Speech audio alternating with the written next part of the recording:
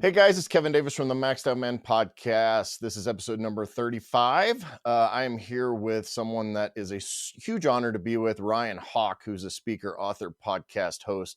And I was joking with him before we started recording that, looking at his resume, his background, and podcast acumen, I'm not sure I'm qualified to do this, but we'll make the most of it. So I appreciate him taking the time to do it. Ryan, thanks so much for, again, taking the time to do this. I'm excited to get to know you. Leadership is kind of your thing. I know you do podcasts on leadership. You've written some books on leadership, keynote speaking.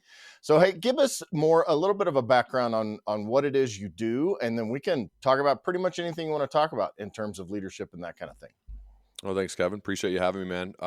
My focus, I think my purpose is to inspire other people to both value and pursue excellence. Some of the ways I do that is speaking with people far wiser than me, trying to approach them with genuine curiosity, to push my edges intellectually and have conversations with them, ask them questions that I'm most curious about.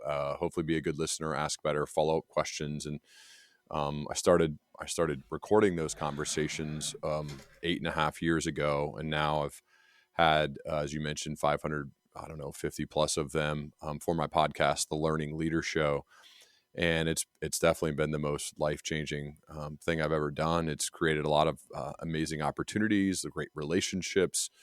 And it's my favorite thing to do, to have a deep, long-form conversation with a person who has lived an exceptional life and continues to do so, and that they have an understanding for why, and they tell good stories, and they're kind and giving and want to help other people. And I like being around people like that. I try to be one of those. Struggle at times, but that's what I'm trying to do. That's how I spend a lot of days, quietly reading and preparing for podcasts, then recording them, then thinking about them, then analyzing transcripts and talking with people who are good at this to give me feedback. And I think kind of I've stumbled into the fact that if you do that for a while and you stay consistent and you ship your work and it's useful, it seems to make other people want more. And so I've built my business off the back of the podcast, written books, giving speeches, work with leadership teams from all over the world in an advising capacity. We do workshops, we do trainings, we do all different types of stuff. I get to partner with people who I deeply admire to help me with a lot of these activities. And it's a lot of fun, man. It's a lot of fun. I feel very grateful. And I think the reward for me is that I just get to keep doing it day after day after day. So I try to do it really well. And that gives me a chance for people to continue to want me to do it. And here we are. So I, again, appreciate you having me. We could probably take that in a lot of different directions, but that's, I guess, as quick as I can get to it. Yeah, I mean, we definitely got time to explore whatever we need to, but it's 8.5 years from a podcasting standpoint. I mean, that's like, was there even something they were barely calling it a podcast back at that point, right? Like that's a long time, and kind of to be on the forefront of that is pretty cool. Yeah, I mean, I was a podcast listener. There weren't as many, but I listened to my friend Todd Henry, who lives down the road from me here in Cincinnati, Ohio, the Accidental Creative, and I think he's amazing. He's been a great friend and mentor. I listened to Bill Simmons and Joe Rogan and all those guys who've been around for more than a decade. And Brian Koppelman is another interviewer who I think is amazing and world class. I've been fortunate to go hang out with him in New York and record with him too. So I was an avid listener of podcasts, even though there were far fewer choices. But I also had done tons of interviews during my day job. I was both initially a sales rep and then a sales manager, and then ultimately was in a role where not only was I hiring for my own team, but I was helping the hiring for many of our teams. And so I was in a regular state of asking people questions, of trying to get to know them, of trying to then make decisions if should we bring them to our business. I worked for a company called LexisNexis, and so I was getting a lot of repetitions before I officially started recording. So the combination of my curiosity to learn about people, the fact that I'd gotten repetitions, the fact that I just finished getting my MBA. It took me 6 years. I did it at night. I did it in between working, all of that stuff, taking exams, with young kids. It was wild. But I think what happened though was after I finished and my company reimbursed me to get my MBA, and they had this money out there that they would reimburse you to keep learning. And I thought it was a waste not to use it. And so I actually considered going back to school again to get another graduate degree because I had that money there for my company to use and didn't want to waste it. But I didn't love the whole process of getting my MBA. I didn't get to choose my teachers. I didn't get to choose my classes.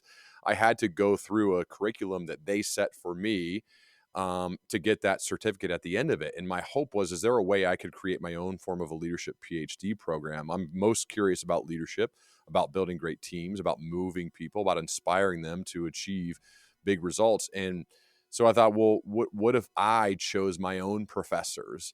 What if I asked them exactly what I want to ask them? And then I could publish those conversations that maybe others could learn along with me. Who knows? Maybe we could create a community of learning leaders. And I could have never necessarily envisioned. I don't really set big or long-term goals. I just try to focus on the daily actions and being consistent. And doing so then led to like we've talked about these really neat opportunities that I'm trying to soak them all up and keep at it. So that's really my motivation to keep trying to get better at this, is because it just creates a lot of amazing opportunities for me to do some fun work with great people. Yeah, it's interesting because there's kind of this narrative now. I listen to a lot of micro, right? Micro is and in my world, because of what my wife has done and because of we're big in the automotive space, we around a lot of tradespeople. So like there's a bit of this, not animosity, but a discussion between formal, quote unquote, higher learning versus the trades. And it kind of goes into what you're saying a little bit. So your motivation to go get your MBA was that, you wanted to learn and it was paid for, which also helps. But out of that, you're saying that, you kind of wanted to create your own curriculum and you didn't really get everything that you need. Now, did you find that time valuable? And like, is that something that you use daily? I don't have an MBA. Getting my MBA? Yeah, your MBA. I mean, I don't have an MBA. I have a bachelor's degree, a couple of bachelor's No, degree, but my undergrad's in communications, so I needed to be more well-rounded to build out my career. I mean, I was in corporate America, and so I was working with Ivy League MBAs who were telling me you got to go back to school to be more well-rounded if you want to build a career. So I started the program for probably the wrong reasons. I didn't start it because I was curious to learn. I started it because I wanted the graduate degree. I wanted my MBA. And I actually kind of approached it that way, which is not, I probably have just matured a lot later than most people. I didn't really like school. I didn't read many books. I wasn't that curious. I played football, and so all I was focused on was being the best quarterback I could possibly be. I went to school because I had to. I still got decent grades, but I didn't really apply a ton of my effort there. I applied all of my effort in the weight room, in the meeting rooms, on the practice field, and certainly on game days on Saturdays. So after college, I still was thinking. I mean, I played in the Arena League. I went up to CFL, so I was still thinking about football. I didn't really think about work. And when I got that advice, hey, just go get your MBA. It could help you. It was really about the result. It wasn't about the learning along the way. The cool thing about my podcast is like there is no result or there's no big goal I'm seeking. I just do it because I love to do it. mm-hmm. The win is that I get to do it. So there isn't really any more winning beyond that. Now, like I said, it's created really cool opportunities to meet amazing people, which is awesome. But there's no like end game. It's just what I want to do. And to me, that's like the most amazing reward, is that I get to keep doing the thing that I am most curious and passionate about. And I realize not everybody gets to do that. So I try not to take it for granted and approach it by working really hard and being overly prepared so that I keep adding value to people's lives. That's why they listen. And so my plan is just to really keep doing that. And that's not always that fun, because some people set these really great strategic plans and have long-term goals. And maybe I should do that. Maybe I need to get better at that. But as of now, I haven't really done that. Well, I mean, it sounds like you have a fulfilling life at Right. the fulfillment. I was on a podcast last night and we're talking in particular about fatherhood and marriage and those kind of things. But we were talking about this dichotomy for men between work and life and family and all these things. And I used a phrase that I try to use a lot, which is my goal is to use what I do for a living, to build a life, not the other way, not use my life to build companies. I have a bunch of different brands and do some different things as an entrepreneur, but like that's what it sounds like you're doing. So this whole pressure of, hey, I got to have this goal and I got to meet this person, I got to take it to this level, and I think that's what a lot of men, and especially, get kind of trapped in. Yeah, but I get it. I mean, the biggest piece of advice I get from a lot of people who maybe don't think about it enough is follow your passion. And I understand. I think you got to bring passion and love and curiosity to what you're doing in order to get world class at it. But there's also like most of us, we need to pay the bills. Like we need to create a financially secure home for our families. Like that's really a big priority for most guys and for most just leaders and people in general. So that's why I said I feel very fortunate to be able the fact that the world seems to want and need the thing that I love doing the most. I know for a lot of people that does not necessarily align. So there's honor in hard work. There's honor in paying the bills. There's honor in supporting and being there for your family. I don't think you have to necessarily like find the thing that you're most passionate about and then that's the thing. Some people try that. They don't make any money. Right. Yeah. Like Chris Rock's joke. He's like, yeah, it's great to follow your passion as long as they're hiring. I mean, there's a lot to it. So in a way, like in fact, I admire in people who go earn a good, hard, honest paycheck to support their family, even if they don't love the job. Now, hopefully they have hobbies. Hopefully they have things to fulfill them. Hopefully maybe they get there and they find that so that they feel really good. But no, I had a sales job, and did I love the product I was selling or love the people I was selling to? Not necessarily. I grew a love for the work. Mm-hmm. I grew a love for my teammates. I grew a love for the people that I worked with, for the people that I then eventually led. I didn't necessarily like have this deep passion for the product or my company. Like I liked it. I was grateful for them, but I had like a deep passion and love for doing great work, for showing up for my teammates, for us performing. All of those things were deeply fulfilling and enriching. So I think you can have it in just other ways. I just, again, feel fortunate to be able to do the thing that, like, if they said, like, you don't have to make any money, you don't have to do anything, what would you do? I would be doing this. So I feel pretty fortunate to be in that position, to be doing the thing that I would want to do if I didn't need to make another dollar in my life.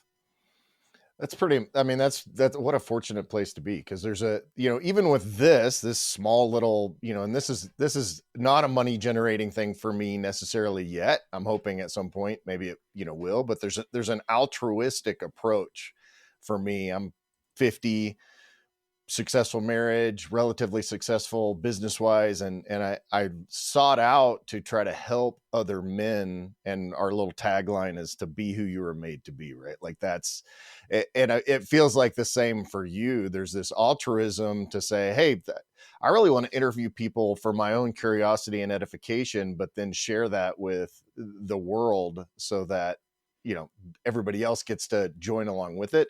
And in the meantime, have some amazing conversations. Yeah. I mean, I think that's the cool thing about podcasts is the fact that it creates an opportunity to meet interesting people and to ask them what you're most curious about, and to develop great communication skill and build relationships. I mean, it's pretty much all upside, regardless of any of the financial impacts that you have. I mean, even if you don't make money on it, there's still huge winnings and takeaways from doing something like this, from having the guts to reach out cold and ask people to be on, and then have those prepare for those conversations and have those conversations and then publish them so that others can judge you and maybe make fun of you. Like all of that, I think there's a lot of upside for having the guts to do it, and then to continue on even as it gets hard, or continue on even when you have a million other things going on in your life. I think that's a huge win in itself. So when people come to me and ask, like, if I can help them start a podcast, like those are some of the questions I ask. Why are you doing it? Why do you want to do it? And if they say something along the lines, well, I hope to create like a marketing channel so that it can shine a light on my business and help me like earn more clients or make money or give keynote speeches, I'm a little concerned that they're going to be able to withstand some of the tough elements of it. Everyone's excited at the start, but then people slow down and it gets tougher and they're not seeing the results they want and they stop, as opposed to the person who says, I'm curious about people and their stories and find them fascinating. And I want to have those conversations. I'm going to record them and I'm going to share them with others so they can listen and maybe learn along with me. When they have that motivation, I think the chances of it sustaining and lasting over time go way up, because the win, again, is the doing of the thing versus some sort of result that you do not have control over. You have complete control over who you're going to cold email, how hard you prepare, the conversations you have, the quality of those things, and then publishing all of them. You have control over all of that. You don't have control over the results. So if you love the process part of it and you're able to divorce the results element, I think you have a good shot of the results ending up being really good, because you'll last. Right? You'll be able to endure versus the ones who are just seeking some sort of result out of it. Yeah, with this podcast in particular, I love that kind of ideology, because I started this out, I'm thinking, hey, I want to help men, I want to do courses and coaching and all of these things and kind of figure this out, and I'd love to do a podcast. And I fully expected it to suck at first, which it probably did. I'm only 35 episodes in, but being able to have these conversations, and we've kind of run in on the automotive side in our lives, we kind of run in some circles that oftentimes, and I'm sure, even in your spot, you may have had this thought, like, are they going to figure out that I have no business being in this room, like at some point, and kick me out?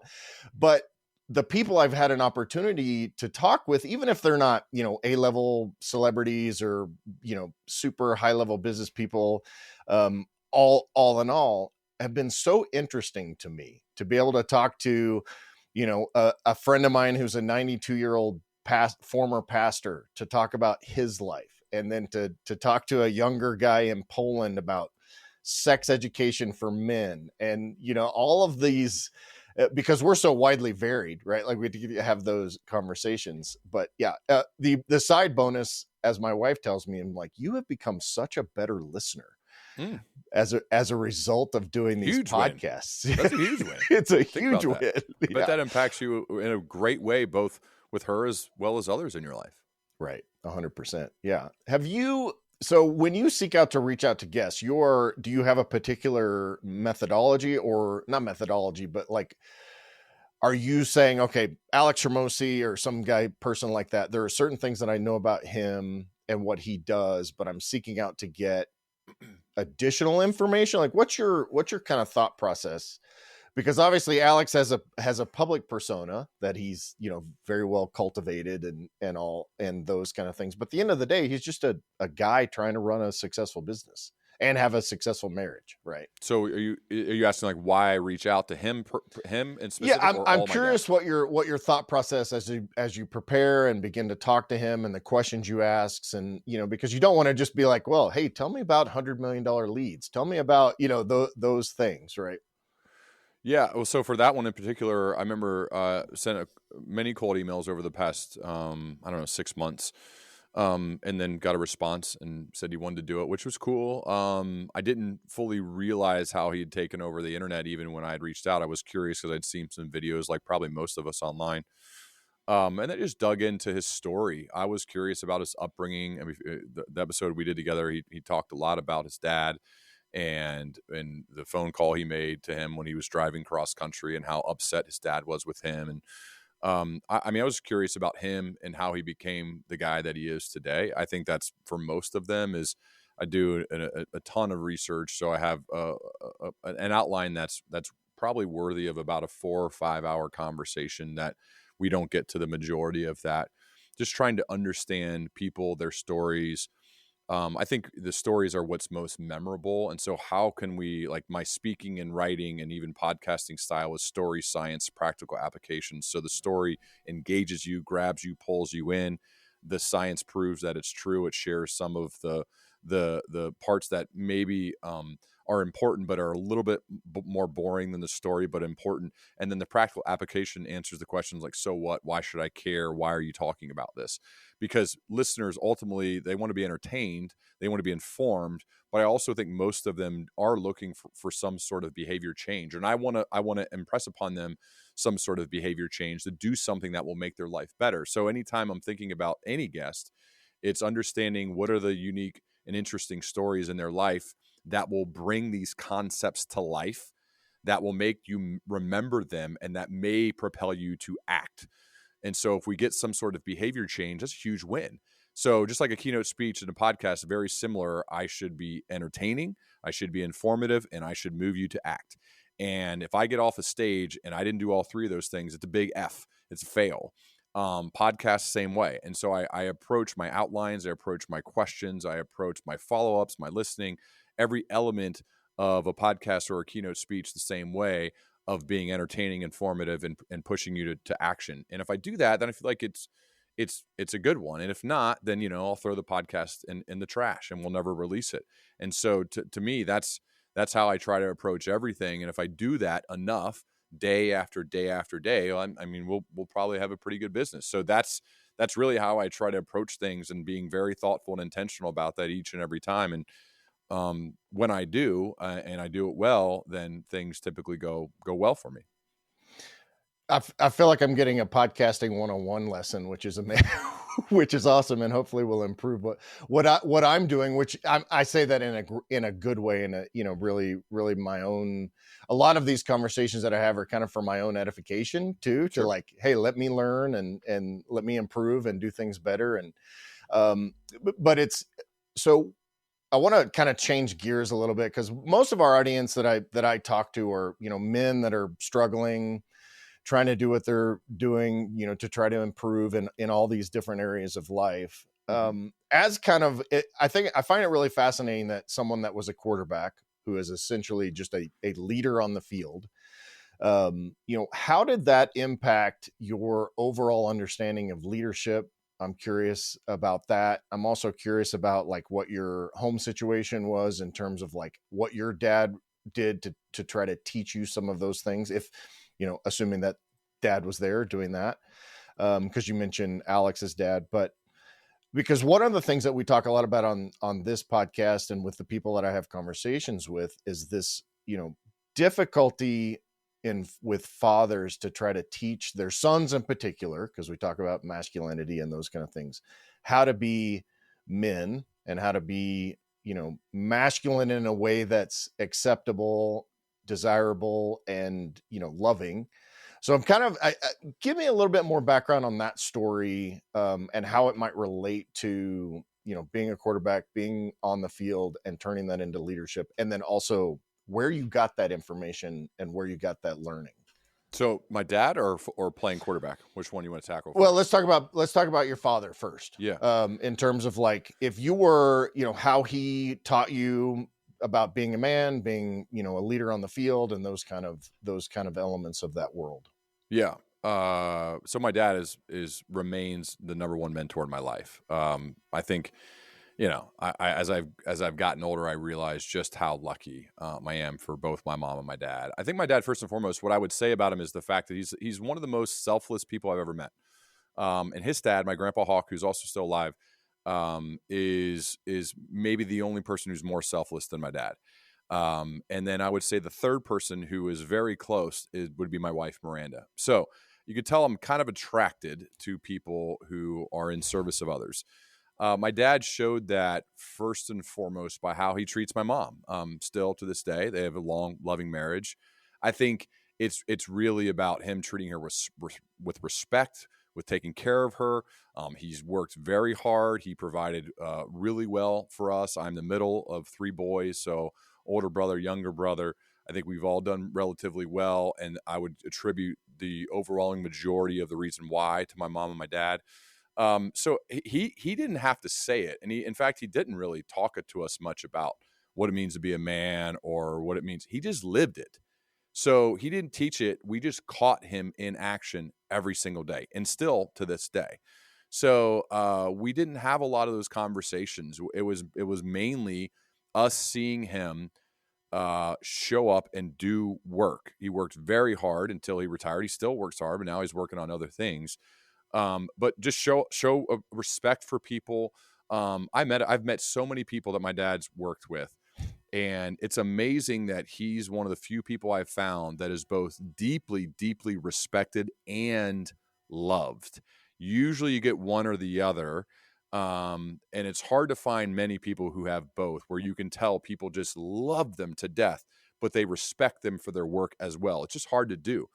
So I think that's first and foremost what I think about with him. And then, he's just always there. And I think when you talk to people about what they want and what they value and what they've loved about their parents and what now they're trying to do as a mom or a dad is I think your presence is required. In my first book, Welcome to Management, there's a whole section just titled "Your Presence is Required." PRESENCE, right? They value your presence more than your presence. And I think it's important that we're there, we show up. And so to me as a dad, that's what I'm trying to do is show up, is to be there each day. They have sports, they have homework, they're upset, they're happy, whatever it may be. Show up, be present, fully present, be all the way there. That's what my dad does, my mom does. And so I'm trying to model myself after that as well. And I'm just lucky to have an amazing model to model myself after, because I realize as I meet more and more people in the world that not everybody has that. In fact, a lot of people don't. So it's just an amazing amount of luck. And I'm just trying to make the most of that luck. Yeah. So what did your dad do before he retired?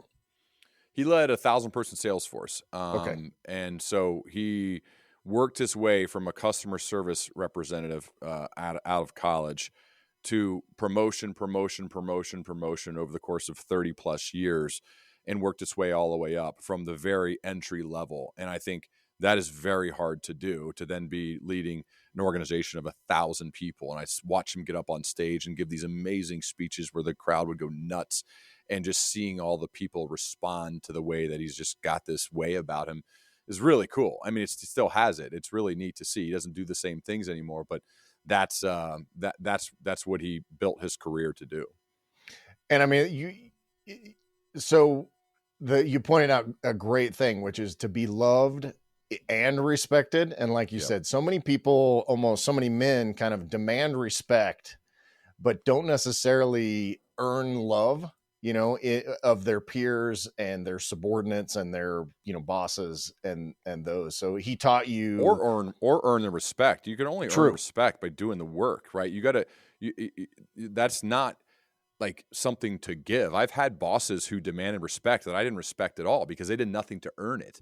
Right. So to me, like you have to earn that every day. And so there's so many different ways to do that, by showing up, by being competent, by being overly prepared, by caring deeply for your people. Like that's a lot of work every day, and it never ends. And I think that's the thing that I think people really admire about my dad most is just that, like, he was always like, I think consistency is a part of our family DNA. Like, we're going to show up, we're going to ship work, we're going to do what we need to do. We're going to be very reliable and dependable. All these unsexy terms, but very effective and useful. And I think that's another part about like just showing up and being there each day.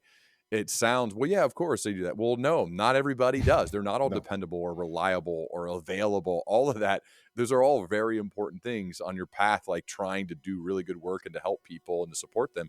You just got to be there. And I think that's something I'd certainly try to do both in my personal life and my professional life. So you're married, have how many kids? We have 5. You have 5 kids. Wow. That's 5 awesome. Girls. Yep. How long have you been married? 10 trick question. trick question. I mean, and again, that relationship that you saw with your parents, I had this conversation on that same podcast last night about, so I've been married for 28 years. Mm-hmm. My kids are 25. I just have 2 girls, 25 and 23. But I heard recently from my youngest to say that the way that you treated mom showed me how I'm supposed to be treated. Like that modeled for me that relationship. And it sounds like that your parents did the same thing, and which is leadership in and of itself, like that personal leadership, showing if I treat, when you saw the way your dad treated your mom, you learned what it meant to be a husband and a father and those, right? Hey guys, thanks for listening to this episode. I hope you're enjoying it and learning a lot. If you're looking for extra help, don't forget that I do offer one-on-one coaching. We can talk through a ton of different issues. I can give you guides, guidelines, and logistical help to help you take that next step or go to that next level in some of the things that you're dealing with in your life. We also have some course content, some guides, and a lot of educational materials over at maxedoutman.com. For the coaching, go ahead and go to maxedoutman.com/coaching.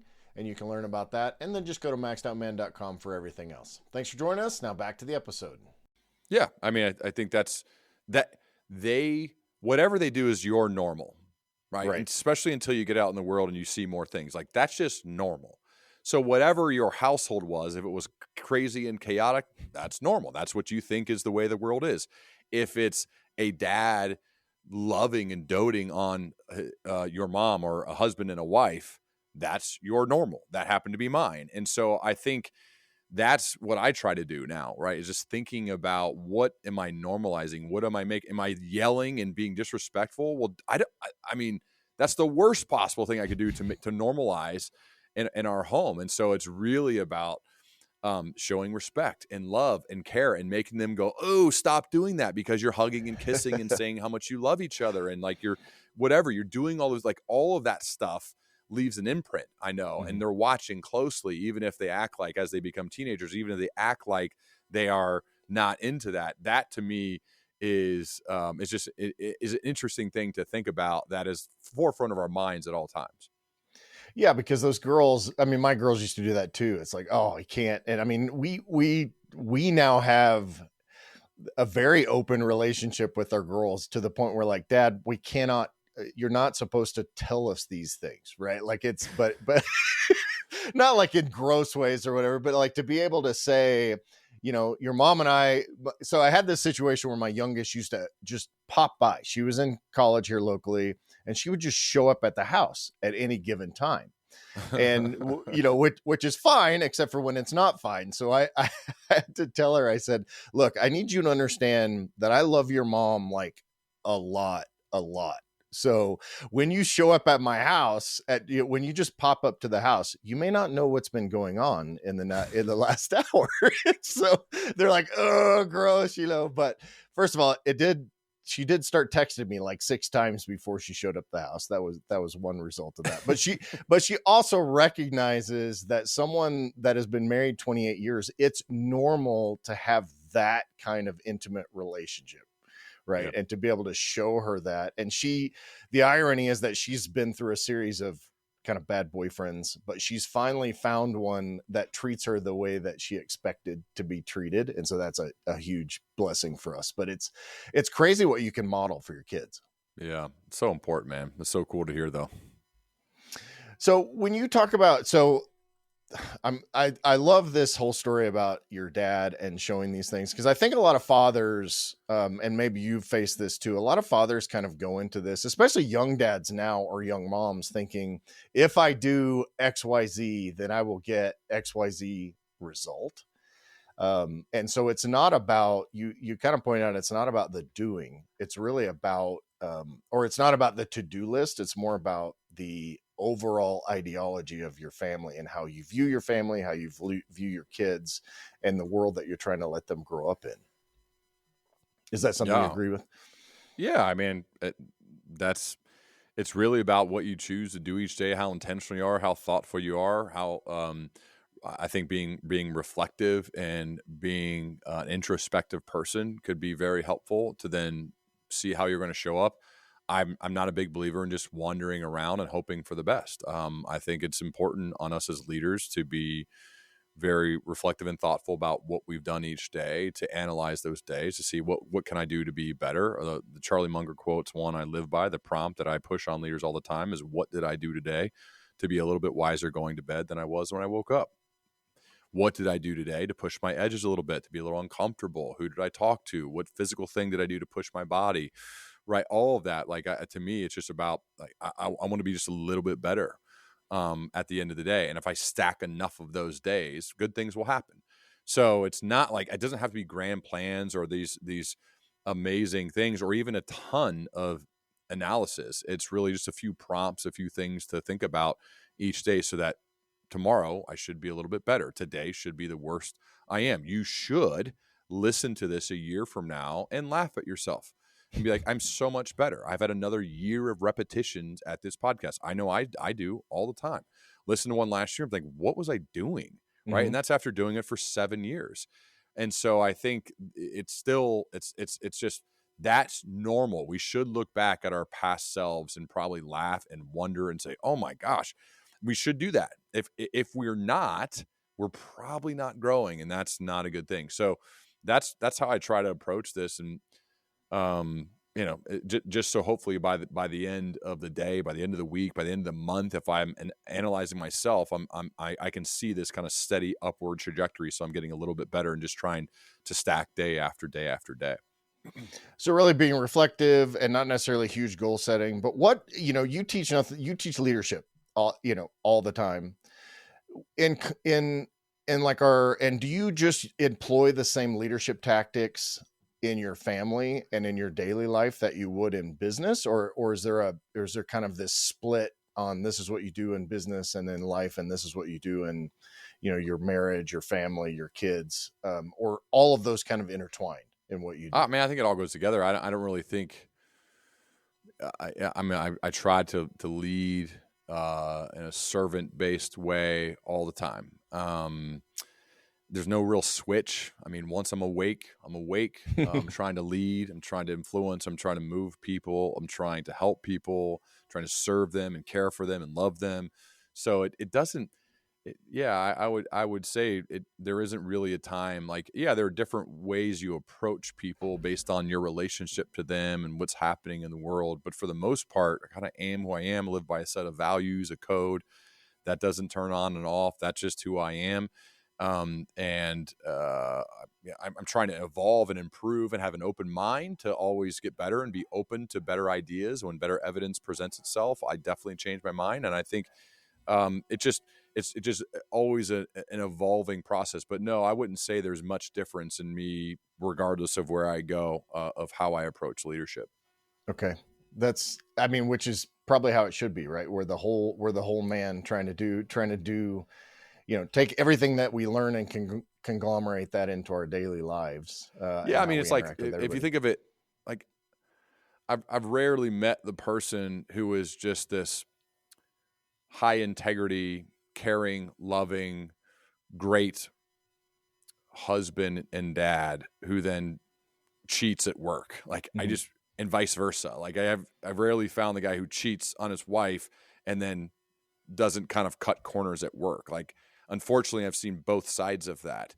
And so you are who you are. Like it would just be weird. It wouldn't be a genuine or authentic, I guess, if you did it wrong one place and then right the other place and vice versa. So to me, it's a big red flag. I had a boss like that once. It was a huge red flag on the first day I met him, I remember. And he's, in a relationship and married or whatever. And then all of a sudden he's talking about why he loves being on the road and talking about women and stuff. And I thought, this is a giant red flag. I just met this guy. He knows my story and my situation as a husband and a dad. And I just thought, like, oh my gosh, this is not going to end well. It didn't. It did not end well. And so usually people are pretty aligned, and they kind of tell you who they are by how they choose to behave and treat people. And so, I just haven't. I think it's worth it just to pay attention and see how people are anywhere, because that's usually how they're going to be everywhere. Yeah, because that I've heard it said something like integrity is what you do when no one's watching and you can't get caught. Yeah. And so that's what, I think now in today's world, I think that integrity is something that is harder to come by in my experience. A lot of, like you said, you got people out there that on the surface, they look like they're amazing and great at this thing or successful. But at the end of the day, you look at their life and their thought process. And, if you're going to, like you said, if you're going to cheat on your wife, I can't trust you, because obviously you're not a trustworthy person. I'm curious, with all of the people that you've interviewed, there's this whole concept of work-life balance, which is a little bit of a misnomer, I think, because it's very, very difficult to do that. It sounds like that you're a man that actually has this dialed in a little bit more than most. That's just on the surface from what you're answering. You're talking to very high level men and women. And is this something where they tend to lean more towards balance or lean more towards being out of balance in order to be as successful as they are in the things that they're doing? It's tough to it's like I don't think the work life balance thing is black and white. I think it's pretty gray. I think there are moments of imbalance. A lot of the greatest things I've ever produced have come from those moments of imbalance. Like for example, book writing or heavy preparation or for a speech or for a podcast. I'm not necessarily balanced at those times. With that said, there are times of the year where it's very important to walk my youngest daughter Charlie to the bus or get her off the bus or leave early when it's very warm here in Ohio to take her to the pool. Right. So there are just it's never fully perfectly balanced. There are just times when I try to be intentional about the fact that these years of them being kids in our home go fast Yeah. and to just be very present and intentional about making sure I'm there for these moments. But there are other times when I have to travel or I have to be somewhere because part of my job is to support our family financially. And that I take that responsibility very seriously, just like my dad did. Like he traveled quite a bit. But do I ever remember him missing games or not being there? No, I remember him pretty much being there. Did he miss a practice or two during the week because he was work? Of course. Did he have to be places and take crazy flights to get home, red eyes, whatever? Yeah, I do the same thing. So I think I just think it's more about integration. It's more about the fact that there are times that you're not going to be balanced, to be okay with that, to understand, to do excellent work. You got to put in excellent effort. And sometimes that takes away from other times. There's trade-offs at times. I think if your entire life though is a trade-off where you're putting your family or your spouse on the back burner, I mean, that is probably not going to go well for you. So to me, I just try. It's just about being thoughtful and intentional, like everything else. With okay, Charlie gets off the bus at 3:50. Well, I want to be there, right? Okay, the pools are open because it's hot here. Well, we're going, right? Throwing her up. Like those are the things that are really cool to do. Okay, we have volleyball tournament this weekend. How am I making sure I'm there? Soccer games, like whatever. Yeah, you got to say no. You got to walk away from some of these amazing opportunities from time to time to cash a check because your family's right there and you don't want to miss it. So I just think there's trade-offs, there's things to think about. It's a case-by-case situation, knowing for the most part though that I am trying to build a great family life first and a great business second. And so, from a priority perspective, that means, am I maximizing the growth of everything I do in my business and the revenue that I bring in? No, I'm trying to maximize my relationships with the most important people in my life first. And then, second, I'm trying to do that. And that you prove that by the decisions you make. You prove that by saying no to a high ticket keynote speech, but it happens to be right in the middle of a volleyball tournament, so you can't go. Right? These are real life things that I've dealt with. So I think like Hey guys, thanks for listening to this episode. I hope you're enjoying it and learning a lot. If you're looking for extra help, don't forget that I do offer one-on-one coaching. We can talk through a ton of different issues. I can give you guides, guidelines, and logistical help to help you take that next step or go to that next level in some of the things that you're dealing with in your life. We also have some course content, some guides, and a lot of educational materials over at maxedoutman.com. For the coaching, go ahead and go to maxedoutman.com/coaching, and you can learn about that. And then just go to maxedoutman.com for everything else. Thanks for joining us. Now back to the episode. those are things to think about, and it also then helps me design my work so that I don't have to necessarily be away as much, and I can do more of it like this. I try to do that as best I can. So there's trade-offs. It's about integration. It's about making choices. They're case by case basis, and it's also just knowing where your priorities lie, and then having your actions prove what you say to be true. And I try to live up to that. Don't always do it right, but I try to do it right as much as I can.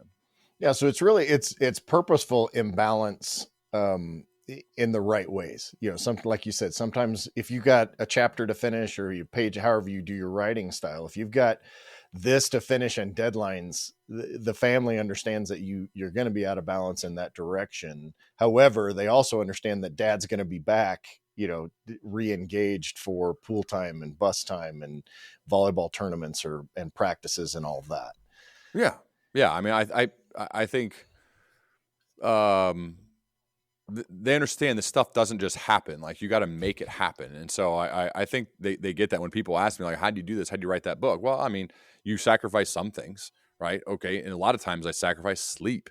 That's not good. That is not a healthy thing long term. So you got to figure out how to make that up. Whatever it may be, it's just knowing that there are trade-offs for everything that we do, and we got to figure out how we're going to balance it as best we can. Because as you know, these years are out of the house. Like these years are like boom, and so it's like don't waste them. I talk to parents who have kids that are out of the house, and like that's the number one thing every single one of them says to me. They're like, dude, it's like boom, it's like that.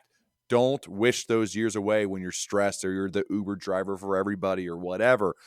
Like cherish those moments. It's so important to be very present in there. And so I've been told that enough that I'm just trying my best, to do that.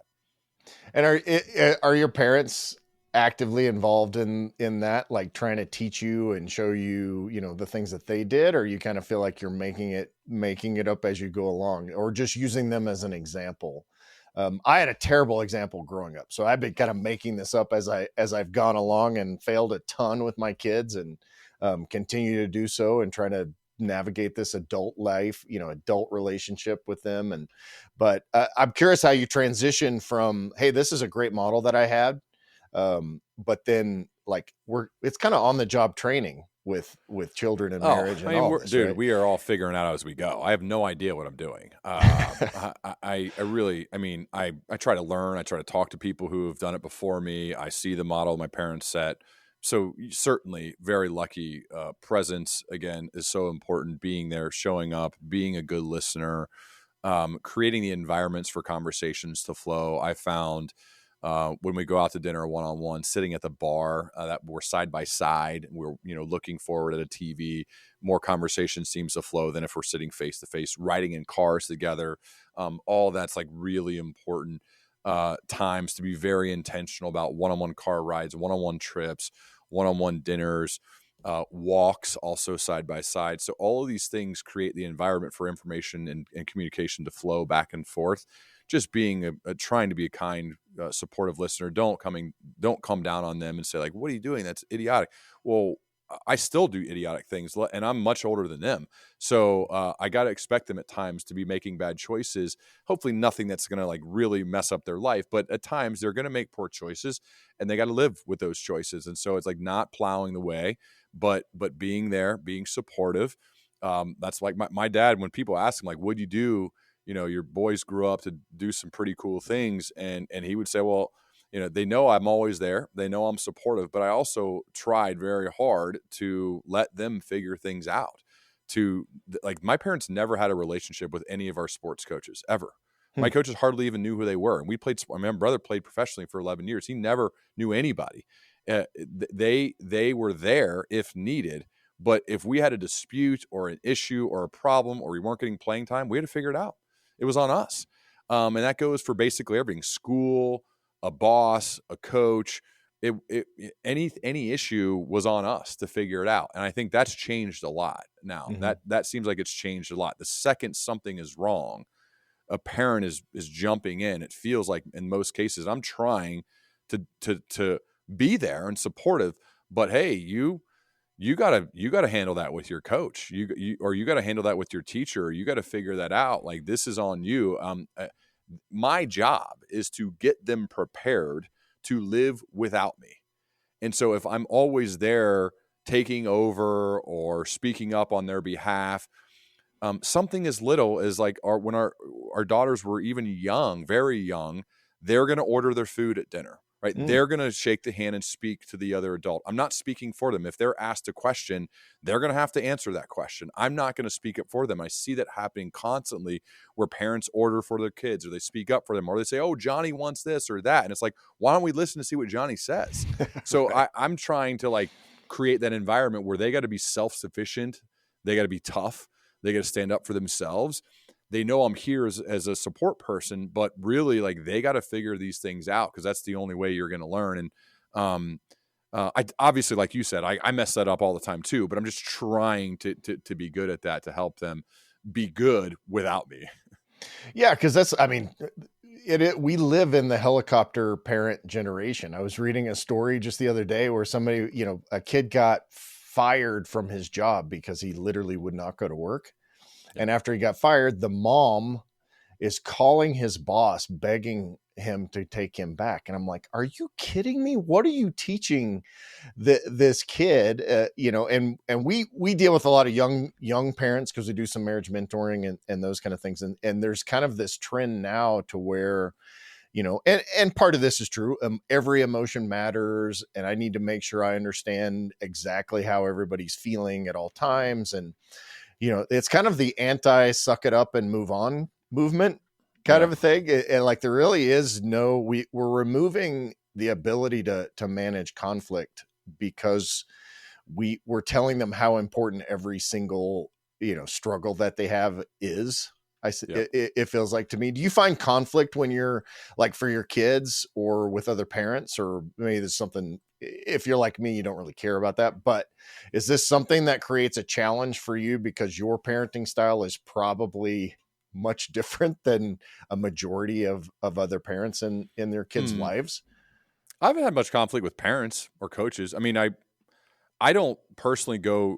Sometimes coaches learn about what I do and they will seek me out, and I'm happy to have those conversations, or other parents, but I don't outwardly share what I do with people. They'll have to find it themselves, and then we'll have conversations. I haven't had much conflict. I think people sometimes ask for advice and I have no idea what to say.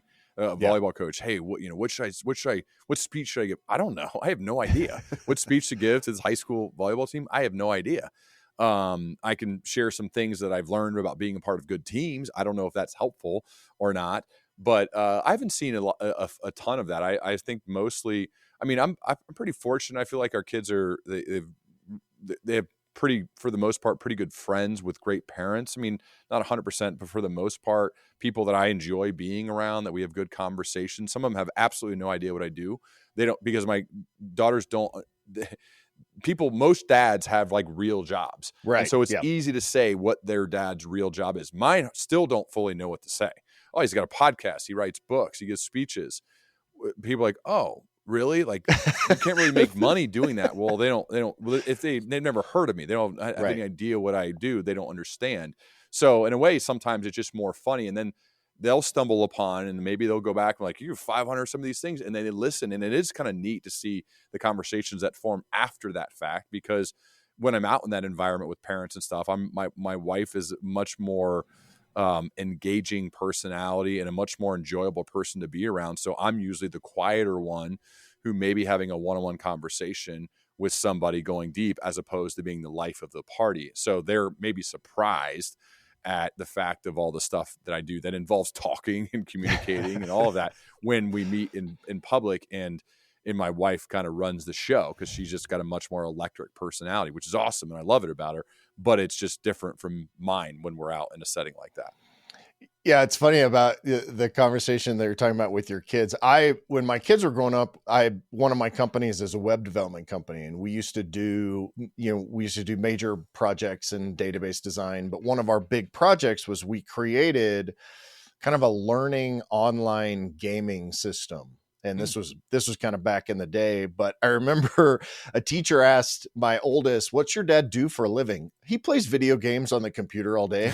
Exactly. Because we were testing, we're doing all this testing, but, and even now as an entrepreneur, I have 10 different brands across 4 different businesses across like 7 different, industries. And so when people ask me what I do for a living, I joke and I say, it would be easier for me just to make it up and tell you I'm a drug dealer, because then at least you will have some sort of context in order for me to explain what you do. And so I just tell people I sell stuff on the internet, and I also have a podcast for men. That's kind of my go-to. But yeah, but it's interesting that people will then seek you out for that advice to be able to speak into. And you're like me, I would much rather have a conversation with, myself or another couple, and to be able to have that intimacy versus going to a huge party and kind of, mingling and making those rounds. But yeah. Hey, so if you took kind of the essence of leadership in relation to men being husbands and fathers, and I know this is kind of like you do huge keynote speeches on this, but if we're kind of going to boil it down, you talked about being present. What kind of, what do these conversations look like if someone like me, first of all, I have a very difficult time with the team aspect of it. I'm kind of this DIY to my fault. I have a new business coach, and he was looking at everything that we do, and he was like, dude, you need a team of like 4 people. You can't you're not doing any of these things to excellence because you're trying to do everything yourself. So it's kind of the anti-leader, or trying to lead myself. So I struggle with that. And I think a lot of men kind of struggle with this, one man army mentality overall. But as men are trying to become better fathers, better husbands, better community leaders, better leaders in general, what kind of, how do you boil that down for someone that's wanting to kind of take that, even the first steps towards improvement in those areas?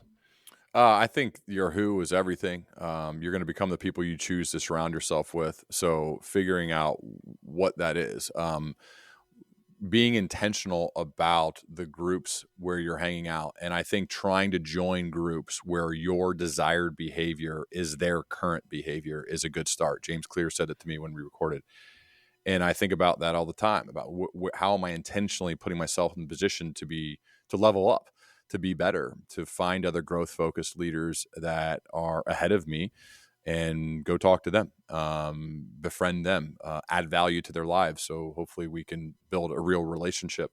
So I think if you're looking to get better, that's the first place I would start. It's my friend Brooke Cupp says, you can't be tough alone. Most of us are better when we are lifted up by others, and everyone's got their own story and their own key learnings. And a friend of mine and member of my learning leader circle named Larry Seiler wrote this great post called "Treat Everybody as Your Mentor." And he tells a story about him and his son in Washington, D.C., walking around. A homeless man spoke to them and just imparted some life wisdom to them that changed their life. And I think it's sometimes you might look at somebody like that and say, well, there's nothing I could learn from them. Well, I don't know. You might be wrong.